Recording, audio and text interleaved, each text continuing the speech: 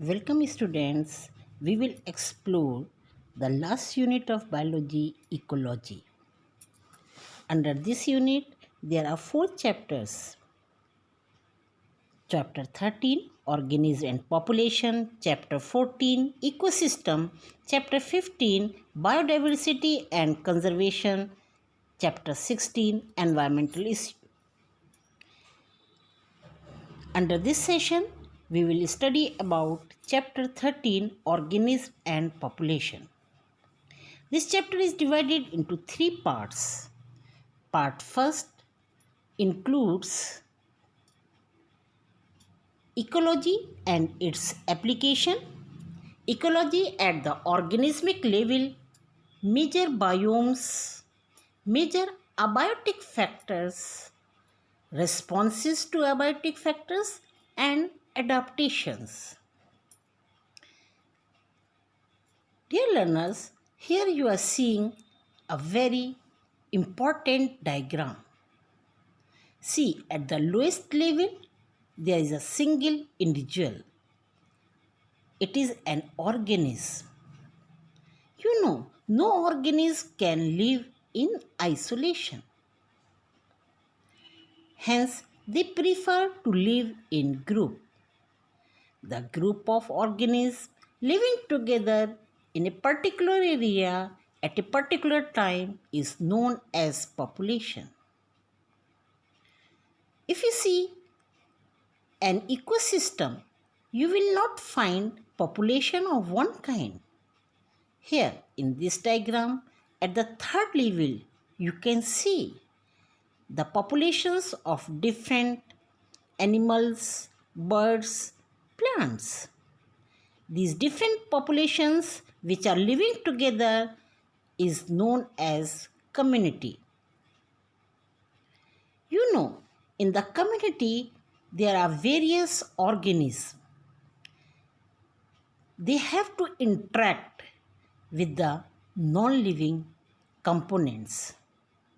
So these living components and non-living components are interacting together, and this is known as ecosystem.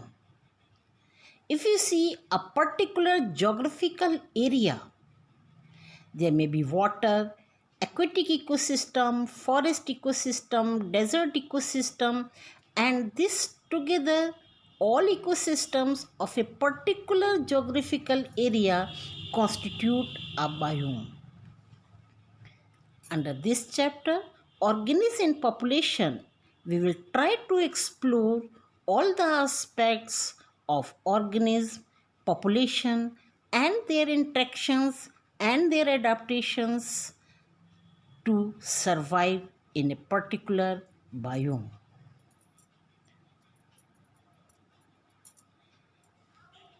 Ecology. You know, ecology is one branch of discipline of biology which gives us a holistic perspective. The essence of biological understanding is to know how organisms, while remaining an individual, interact with other organisms as well as with the physical environment in which they live. So, the study of these interactions is done in a branch of biology that is known as ecology.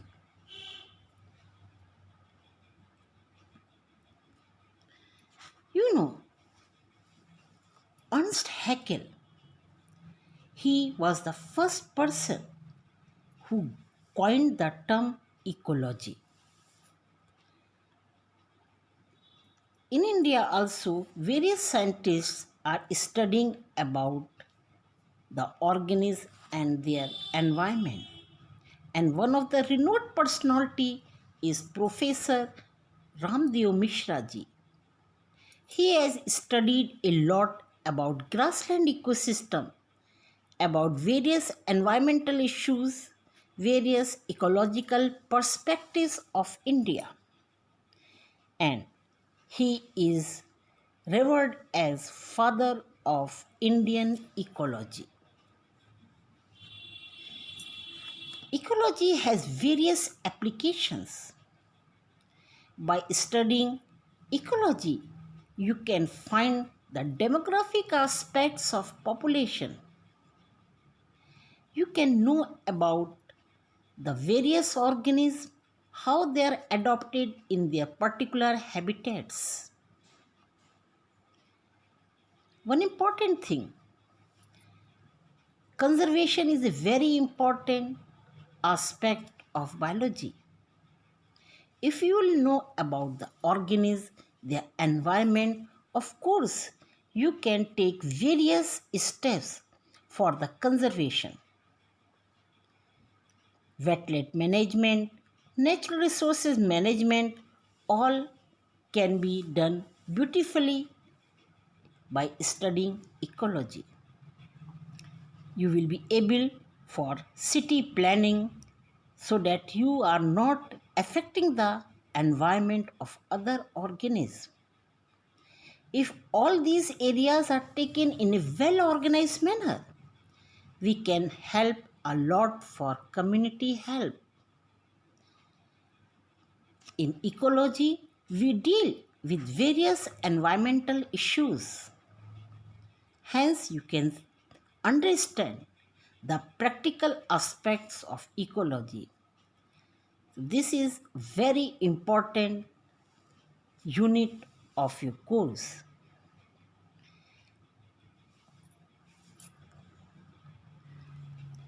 You see, the biological organization. There are 4 steps in biological organization.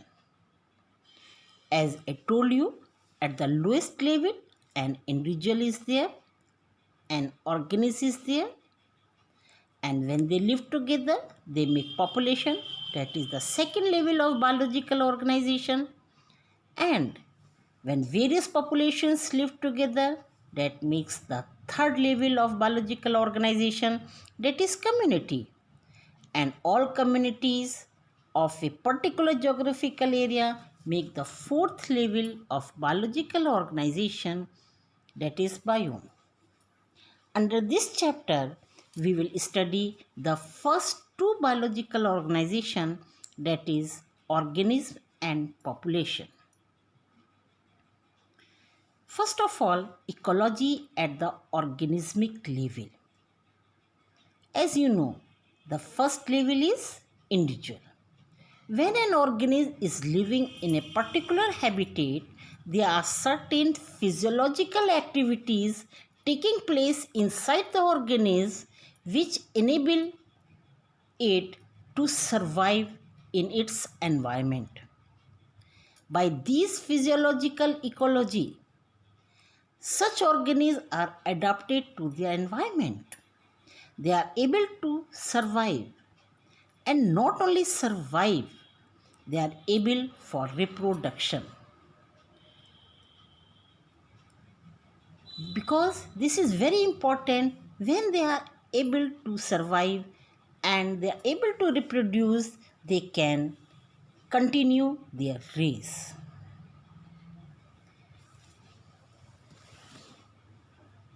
At organism level, they are affected by various abiotic factors which are influenced by distinct seasons and variations in precipitation. Here you can see major biomes in the world. Biome, as I told you, it is at a particular geographical area. What type of flora and fauna is present? So these major biomes depending on two factors. First important factor is annual mean temperature, and second important factor is annual mean precipitation. Here you can see the first biome, that is desert. It lies in the area where temperature is quite high, more than 15 to 35, 40, 50 degrees centigrade, and also rainfall is quite less. It is less than 100 centimeter. So the plants and animals will be according to this temperature who are adapted here. Grassland, the second biome, it is again the second range of temperature and annual rainfall. When the temperature is very low, it is in sub-zero level.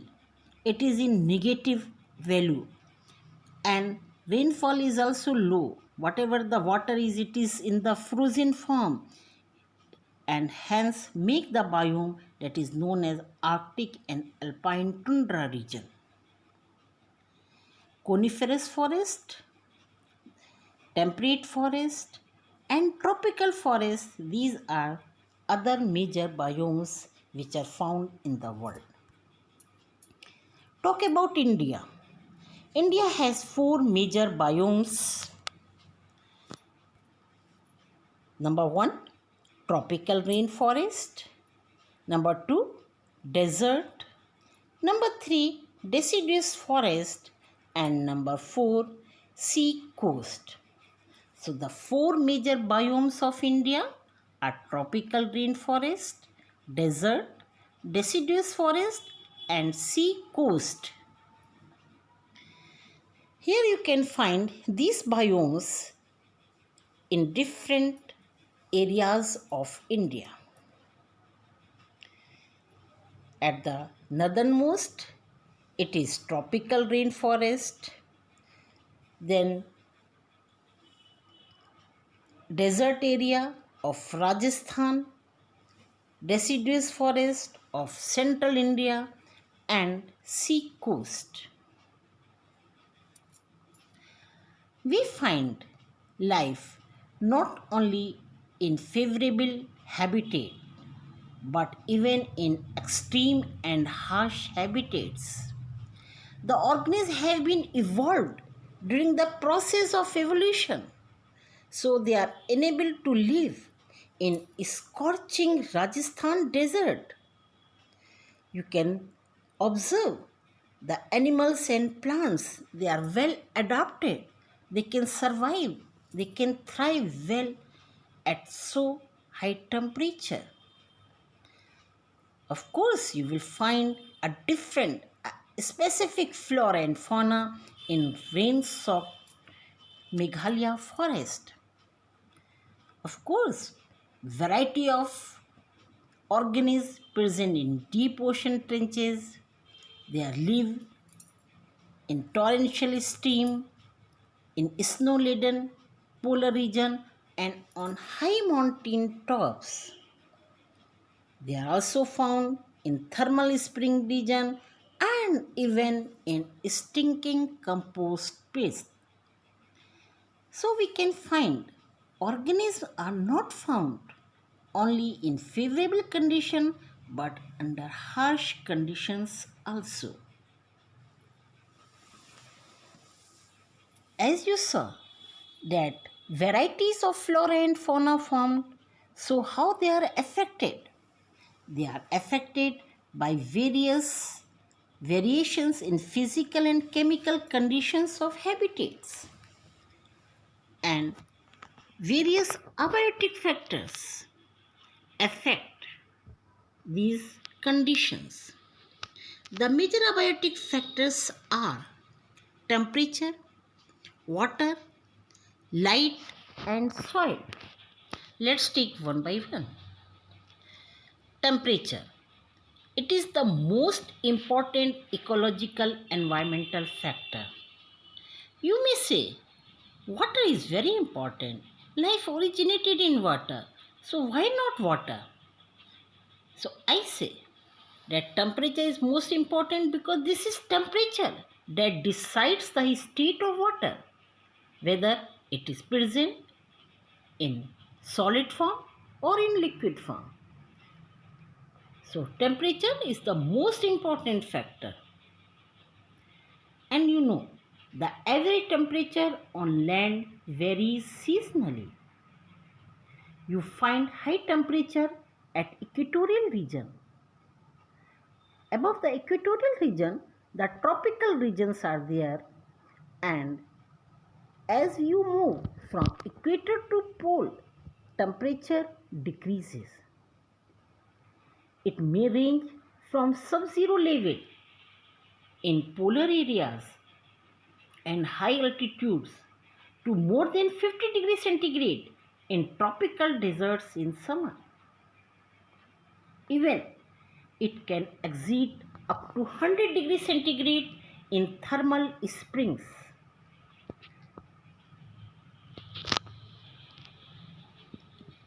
Why temperature is so important?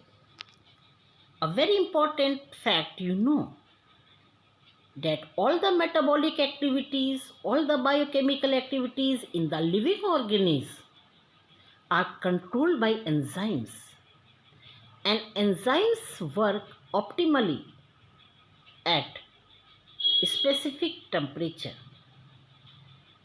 So temperature affects the kinetics of enzymes and all metabolic activities and physiological function of the organism. Some organisms can survive under a narrow range of temperature. Some organisms can survive in a wide range of temperature. On this basis of thermal tolerance, they are classified into two types, namely eurythermal and stenothermal. Eurythermal, eury wide range, thermal temperature. So the organisms who can tolerate and thrive in a wide range of temperature are called eurythermals. Stenothermals, the organisms that are restricted to a narrow range of temperature, are said to be stenothermal. If I ask you, what type of organism will survive under global warming? Your answer must be eurythermal, because they can tolerate a wide range of temperature. So, organisms found in a particular area are solely dependent on the temperature. It's very important fact that mango trees cannot grow in temperate areas like Canada and Germany. Snow leopards you will not find in Kerala forest. It means the organisms are adapted to live in a particular temperature and they have been evolved so. The next important abiotic factor is water. It influences the life of organisms. Of course, life originated in water.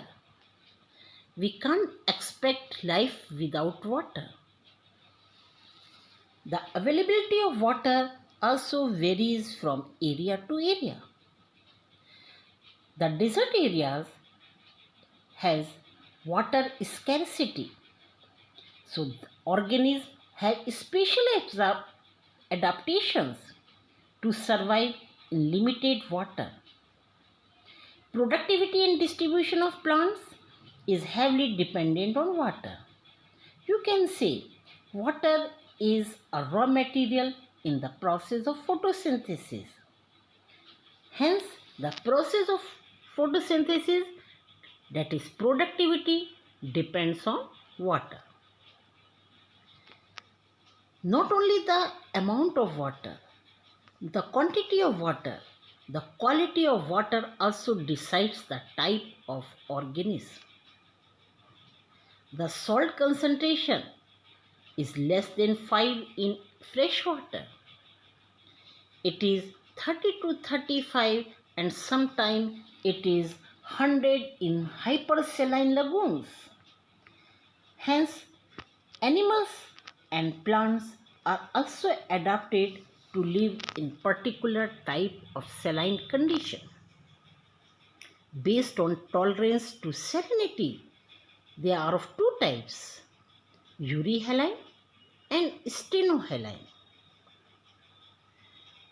Euryhaline, they tolerate a wide range of salinities, and stenohalines, they are restricted to a narrow range of salinity. Salinity decides that what type of animals are living in a particular type of aquatic environment. If you keep a freshwater fish to sea, can it survive? Of course not, because of the osmotic problems. Hence, there are certain animals, they even show migration to face saline condition. The third abiotic factor is light. First is temperature, second is water, and third is light. Light, solar radiation.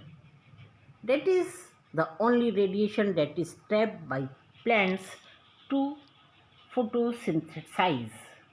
So plants need sunlight for photosynthesis. So how important it is? We know that plants are producers. All living organisms depend upon them directly or indirectly. And plants prepare their food in the presence of sunlight.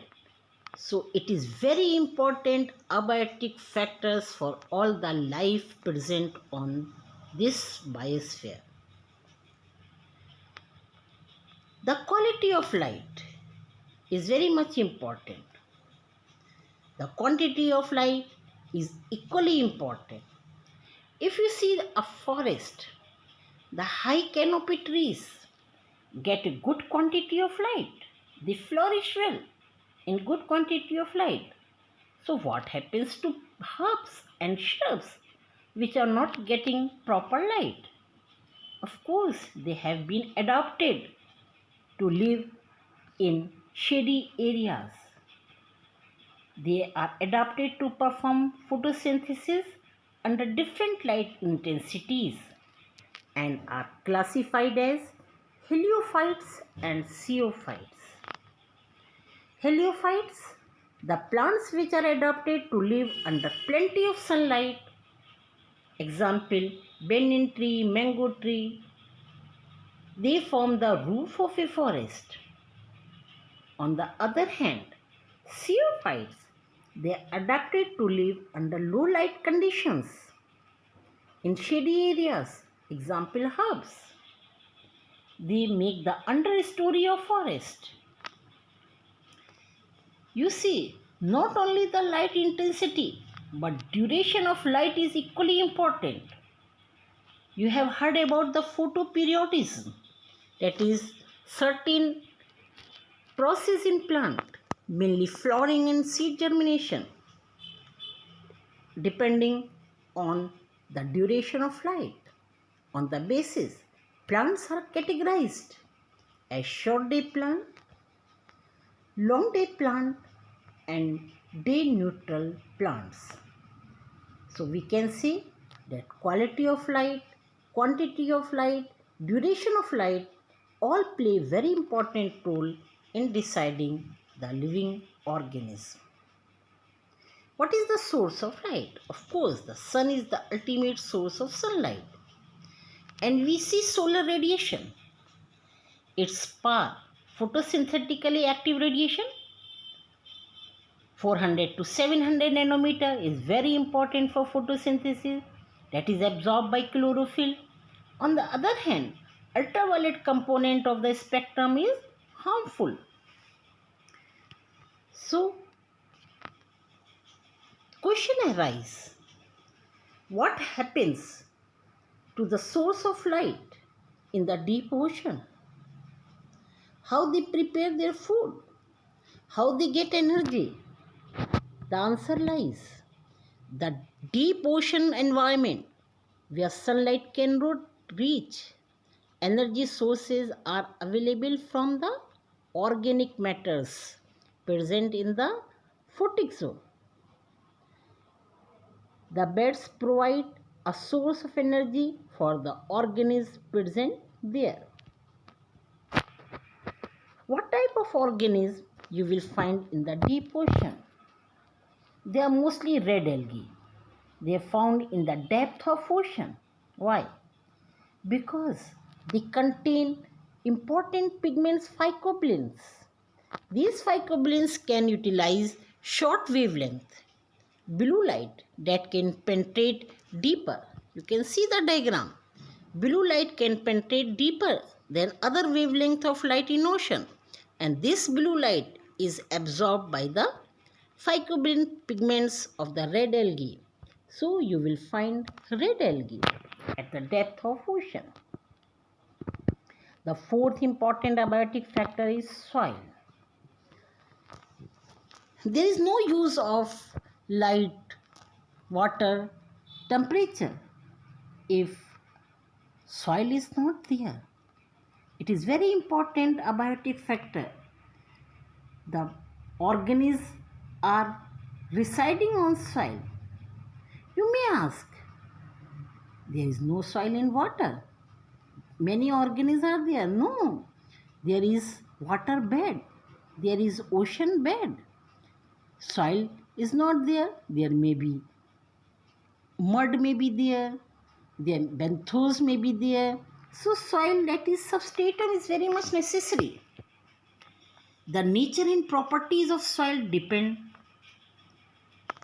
on the climate, weathering process and its development. And the type of soil decides that what kind of animals, what kind of plants will survive over there. The rate of percolation, the water holding capacity of soil, soil composition, the size of grain, the chemistry of soil, pH of soil, the mineral composition of soil, and topography.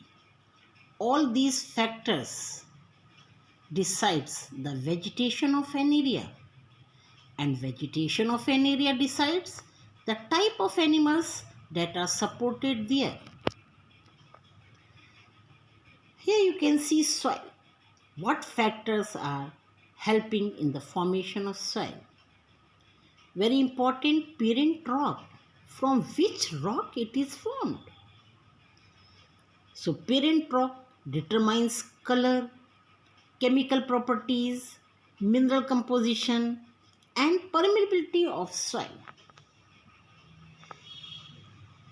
Topography determines that how much soil will get accumulated at a place. The climate of the area, temperature, rainfall, which are important factors in the weathering of rocks for the formation of soil, will decide the type of soil. Time is also very much important. Duration, that how old is soil, that determines the thickness of soil profile, and this thickness decides the type of animals, the type of plants. Not only these, but what type of organisms are present in the soil which help in humus formation will also decide the quality of soil. So soil is very important abiotic factor that is responsible for vegetation and animals in that area.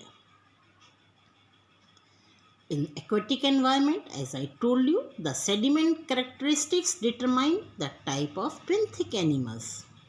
Various type of benthic animals are found. They may burrow, they may present on some substratum. So soil is very important factor. And these factors affect the organism, the population, the community of a place. How do organisms give response to these abiotic factors? These highly variable external environment bother organisms. These organisms need certain system, certain organization, certain mechanism to enhance the overall fitness. Fitness, in terms of Darwin, we say reproductive fitness, reproductive potential, so that it will decide the fate of the organism. And they have to maintain homeostasis. What is homeostasis? Various ways by which organisms tolerate a highly changed external environment. They can tolerate these changes. They maintain constant internal environment so that all biochemical reactions, all physiological activities can be proceeded with maximal efficiency to enhance their reproductive fitness. This is known as homeostasis, and hence they have to maintain homeostasis. They can be classified as regulators, as conformers, and when no chance is there, they have to survive. Either they will migrate or they will suspend their activities. In this diagram, you can find the response of the organism. You find a parallel line to the external environment for the regulators. You see, whatever the external level is changing, whatever the external environment is changing, internal level remains constant. There is well-defined homeostasis, well-regulated mechanism, no effect of the external environment, and hence they are known as regulators. On the other hand, other type of organisms are said to be conformers. As the external environment is changing, the internal environment is changing. Very difficult for survival. They have various other mechanisms to survive. We will discuss about that. So first of all, we should talk about regulators. So animals which have the ability to maintain a constant temperature and a constant osmolarity to keep up their homeostasis by physiological or behavioral means are said to be regulators. They are endothermal animals. They are warm-blooded animals. They maintain body temperature. Of course, here you can see we may sweat when there is high temperature outside. We may shiver when there is low temperature just to maintain our homeostasis. So we are regulators. Mammals are regulators. One more important thing, thermoregulation. Actually, it is energetically expensive process. Particularly true for small animals like shrews and hummingbirds. Heat loss or heat gain is a function of surface area. Hence, such animals are smaller in size. They have large surface area as respective to their volume. They tend to lose body heat very fast. You can see the hummingbird is continuously moving its wings to maintain its body temperature. So, very small animals, they are rarely found in polar region. You can find their big animals like polar bear here you are seeing. Second group of organisms, conformers. They are ectothermous. They are cold-blooded animals. They do not have a constant body temperature. Their body temperature changes according to the outside temperature. So, the internal mechanism is not so well defined. Hence, they have to survive by adopting certain other methods like hibernation, estivation. We will talk about it. Osmoconformers, of course, when the osmotic concentration changes with the outside environment, then they are known as osmoconformers. Aquatic animals, osmotic concentration of the body fluid change with that of the ambient environment, and they are known as osmoconformers. So these animals have certain mechanisms. Water and salt is absorbed through gills. It is released as salt precipitate. Hence, they are controlling their osmotic concentration of the body. You can find here certain conformers animals. Partial regulators.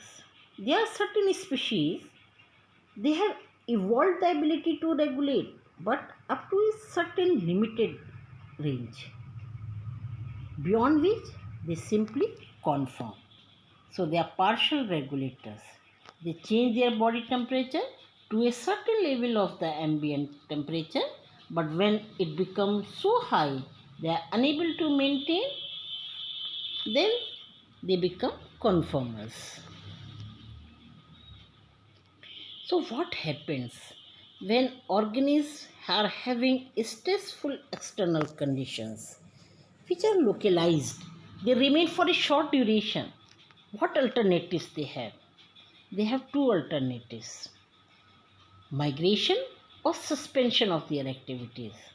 Either they migrate, move away temporarily from the stressful habitat to a more hospitable area and return when stressful period is over, or they suspend their activities, they become dormant and tide over periods of stress. Here you can see the very good example of birds. During winter, they take long distance migration. They fly to more hospitable area. You have heard about the National Park of Bharatpur, where thousands of migratory birds come from Siberia and other extremely cold northern region. The second option with animals are suspension. Like bacteria, they develop endospore and tide over the period of unfavorable conditions. Various fungi, they make thick-walled spores. Seeds are formed, seeds are dormant. They tide over the period.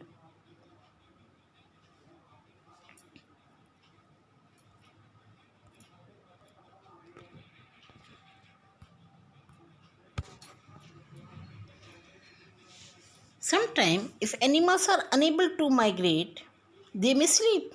See how beautifully they are sleeping. They are tiding over the stressful condition. Their biological activities are slowed down. Hibernation, winter sleep, and estivation is summer sleep. You can see here a fish that estivates in summer. Here snails, they can sleep for 3 years and they suspend their activities. They face stressful condition. A very important term is diapause. It is a stage of suspended development to cope unfavorable conditions found in zooplanktons. And when the conditions return, they hatch, they come out. Another important topic under this session is adaptation. When we are talking about organisms, we are talking about population, communities, biome, they are living in a particular habitat, they are affected by abiotic factors, temperature, water, light, soil. So, how they are able to survive? What special characteristics they have? They have evolved certain features. These are physiological, behavioral, or morphological, and these are known as adaptations. So, they are the characteristics that an organism develops during the process of evolution to survive and reproduce better in their habitat, may be physiological, behavioral, or morphological. Adaptation in desert plants. The plants are known as xerophytes, living in xeric condition, where water is scarce. They are also known as the plants of arid region. They live in the scarcity of water. So how do they survive? They survive by certain features. Number one, thick cuticle on the epidermis. To reduce the rate of transpiration, they have sunken stomata. The pores are not present on the surface of epidermis. They are present in the pit. They are sunken in the deep. Again, to reduce the rate of transpiration, they have deep root system to absorb water. The leaves, which are the source of transpiration, they are reduced as spines. Then who take the function of leaf? Of course, stem. The stem become succulent. The stem become thick. The stem is able to store water, is able to perform the process of photosynthesis. So these are very important characteristics of desert plants. One more important characteristic is found in desert plant, that is CAM, crescential acid metabolism. This is a very important metabolism found in desert plant. Such plants close their stomata during daytime. They open their stomata at night, because during daytime they reduce rate of transpiration by closing stomata. Then what happens for carbon dioxide? Yes, they absorb carbon dioxide during night time and convert it into a compound. That compound is utilized during daytime. Another important characteristic is found in desert plant, that they become ephemerals. Very important term, ephemerals. They are short-lived plants. They flourish only a short rainy season, and after that they become seed, they get buried in the sand, and they suspend their activities. Adaptations in desert animals. This desert lizard, snake, they bask in the sun during early morning, and they live in burrows. In burrows, they are getting low temperature and they are able to survive over there. Adaptations of kangaroo rat is very interesting. You know, they are living in the deserts of North America. They never drink water. And whatever the water requirement, it is meant through internal oxidation of fat. Where water is a byproduct, that water as a byproduct which is formed during oxidation of fat is utilized by animal, kangaroo rat. And the second very important adaptation is found in kangaroo rat, that they have ability to concentrate its urine so that minimal volume water is wasted. Here you can find adaptation in animals of colder region. You see black-tailed jackrabbit, long tail, long ear, limbs are long. They are in hot dry climate, whereas Arctic hare living in colder region, they are having short ears. So this is known as Allen's rule. They have shorter limbs and ears to minimize heat loss. The body is covered by thick fur to reduce the heat loss. You see, blubber. Blubber is a fat, thick layer of fat below the skin of aquatic animals like seal to reduce loss of body heat.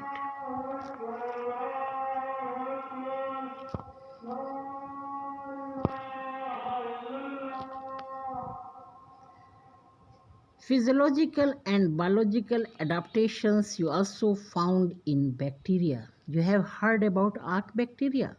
They flourish in hot spring because of their physiological activities. One physiological adaptation is seen in altitude sickness. This is a common experience. If you go at high altitude, you get sick. The symptoms like nausea, fatigueness, heart palpitation is observed because of low atmospheric pressure. They do not get sufficient oxygen. So how body is adapted? Body is adapted by increasing red blood cells and by increasing the rate of breathing. So such adaptations are known as physiological adaptation. One more term is there, behavioral adaptation. Behavioral adaptation is found in desert lizard. They lack physiological ability like mammals. So how do they manage? They have changed their behavior. They bask in the sun, absorb heat, and when body temperature drops below the comfort zone, they move into the shade. Thank you, students.